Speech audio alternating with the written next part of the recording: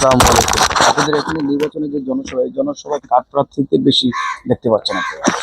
আমরা দেখতে পাচ্ছি আশফাকের জি। আশফাক ভাই। আশরাফ সাহেব কি এখানকার নাকি? দুর্দিনের সময় উনি ছিল এই দেশে, জি। মায়ের পিতা যত অবস্থা খারাপ ছিল ওরাই ছিল। জি উনি কয়েকবার জেলও খাটছে, এই পর্যন্ত কয়েকবার মায়েরও খাইছে। জি জি বহুত কষ্ট করছে উনি হাল ধরে রাখছে এই দলে। জি। ধানের শীষের হাল উনি ধরে রাখছে। একটু আমরা আরেকজনের কাছে একটু জানতে চাবো যে এখানে যে নির্বাচনে যে জনসভায় যারা এখানে পথচারী যারা আছে তারা এক এক হিসাবে তারাই জানতে পারবেন যে এখানে। ভাই আপনি, আসসালামু আলাইকুম। আলাইহিস সালাম রাহমাতুল্লাহি ওয়া বারাকাতুহু। আচ্ছা, আপনাদের এটা দোহার আহ, ঢাকা এক আসনের এখানে যে সংসদ এক আসনের এটা এটা হচ্ছে মেঘলা বাজার। এই মেঘলা বাজারে এখানে জনবল এখানে কার বেশি? আবু আশরাফের ইনশাআল্লাহ বেশি, ধানের শীষ। ধানের শীষ বেশি এখানে না? এখানে তো আরো তো প্রার্থী দাঁড়াইছে, এখানে তাদের কি কি অবস্থা?